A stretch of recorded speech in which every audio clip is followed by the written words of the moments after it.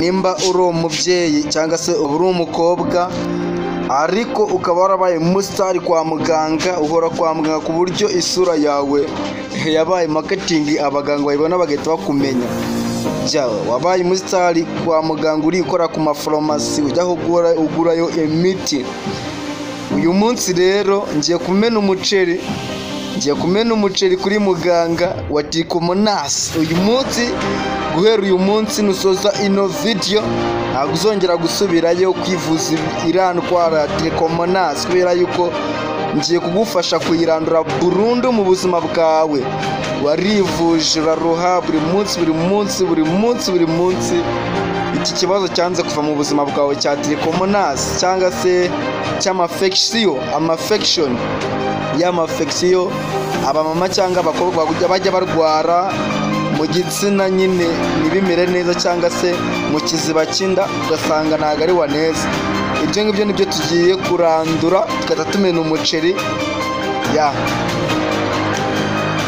Reka duhere ku buryo wakirinda amafection. Ku buryo wakirinda amafection ni uburyo bworoshye cyane, ntuzongere guhura nayo. Ariko nimba waracikana ukaba warahuye nayo, turakurangira n'umuti uri bwifashishe utiriwe ujya kwa muganga. Ikintu cya mbere wakifashisha ntuzongere guhura n'amafection cyangwa Trichomonas ni utuntu dutanu ngiye kubahereza. Icya mbere, gura imyenda y'imbere byibuza 3, imikeya ibe ari 3 ube uyifite.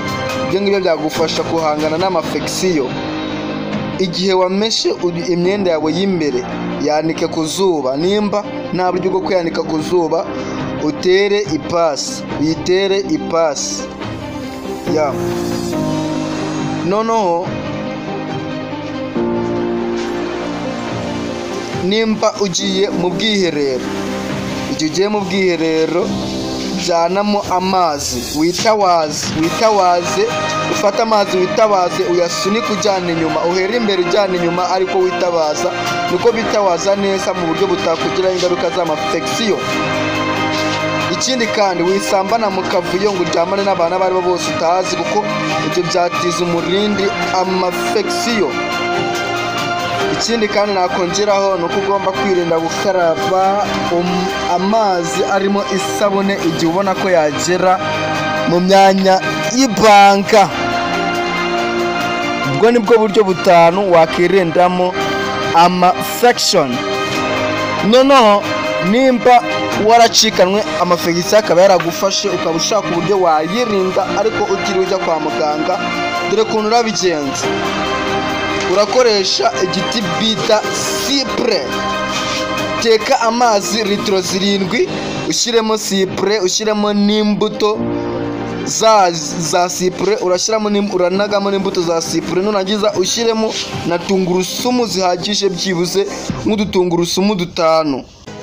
Tungurusumu urayihondahonda, nurangiza uyiterere muri ya mazi twatetsemo capsaicin. Nurangiza nibimara kubira, urashyiramo capsaicin, nurangiza wicare hejuru. Ibyo ngibyo urabikora iminsi 14, amafection nibwo araba amaze gupfa yose, kandi urabikora nta munsi n'umwe usimbutse kugira ngo ubashe kuyahashya.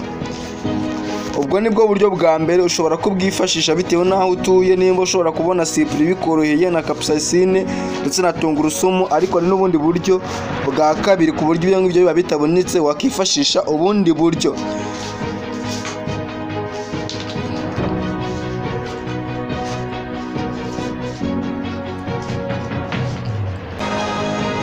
Ubundi buryo bwa kabiri, fata bya bitunguru by'umutuku, bya bitunguru biri naturel, biri naco.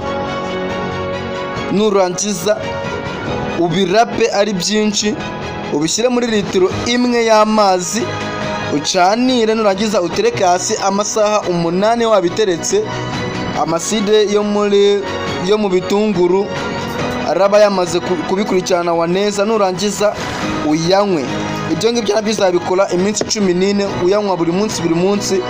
Amafection uzaba wayaranduye, wayirukanye mu mubiri wawe burundu. Iminsi 14 nta munsi n'umwe usibye, afection izaba yagiye kabisa. ubwo ni uburyo bwa kabiri kandi bworoshye cyane. Hari n'ubundi buryo bwa gatatu, bitewe n'ahandi uri ushobora gusanga n'ibyo bitunguru by'umwimerere utabibona, ariko ubu buryo bwa gatatu wenda bwo bwaguhira. Reka turebe nabwo. Twagiye. Ubundi buryo bwa gatatu wakirindamo amafegisiyo: mu gitondo fata karoti ebyiri uzihekenye. Ubwo birasaba kuzigura kare ukazirarana kugira ngo mu gitondo uze kuzibona bikoroheye. Uhekenye karoti ebyiri kandi nziza. Saa sita fata ibibabi 5 bya capsaicine ubikataguremo salade, ukamuriremo indimu, ukubite ku ifunguro ryawe. Nurangiza uporeze. Nurangiza nibigira nimugoroba uraza gufata udutungurusumu 5 natwo udushyire ku ifunguro rya nimugoroba. Ibyo nabyo uzabikora iminsi 14. Iminsi 14 ihura nuko yuri guhangana n'amafegisiyo. Kuwa mbere wica make, kuwa kabiri andi, kuwa gatatu andi. Iminsi 14 wayaranduye burundu. Ubundi iminsi 10 biba byarangiye. 14 no kugira ngo nakaba kagihirahira ube wagasoje. Ubu buryo nabwo bwakunda. Mu gitondo ni karoti ebyiri, saa sita ibibabi bya capsaicine 5 ukabikamburamo indimu bikataguyemo salade ugashyira ku biryo ugaporeza. Nimugoroba ukaza gufata udutungurusumu 5 tukadukatagurira ku biryo ukarya. Nta munsi n'umwe usimbutse cyangwa ikintu kimwe usimbutse. Ahangaha naho amafegisiyo urayavoidinga. Reka turebe uburyo bwa kane ari nabwo bwa nyuma twite twitahira. N'ubundi gihe ni gitoya ndaba mbakoreye umuti umuceri nkumennye, nakeka utazasubira kwa muganga. Uburyo bwa kane bunoroshye cyane nabwo bwa nyuma. Uraza gufata teyi uyikubite mu mazi ari hafi kubira. Nurangiza ayo mazi aba ari menshi ku buryo urashyira mu ibase ukayicaramo akagera ku mukondo. Ibyo ngibyo nabyo usabikora iminsi 14. Urafata teyi ukubite mu mazi ari hafi kubira. Nurangiza uyashyire mu ndobo, ariko ayo mazi aba ari menshi na teyi ari nyinshi ku buryo biragera ku mukondo wicayemo. Ibyo nabyo uzabikora iminsi 14. Affection zizaba zagiye. Igihe ubikoze bino byose cyangwa igihe ukoresheje uburyo bumwe muri ubu ngubu bikanga, iyo affection barakurenze, nandi mahitamo uhita ujya kwa muganga. Yanjye ndi H10PN, dukorera kuri Myavu TV.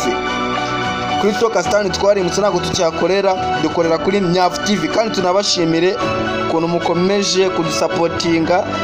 Nabonye abafollower kuri TikTok ari ishyano rwagwiriye. Nabonye no kuri YouTube amasubscribe rwose yamarazamuka ku bwinshi. Reka tubashimira cyane cyane Iraguha David, mba nkubona rwose ingabo mu bitugu baduteye hara kuri TikTok.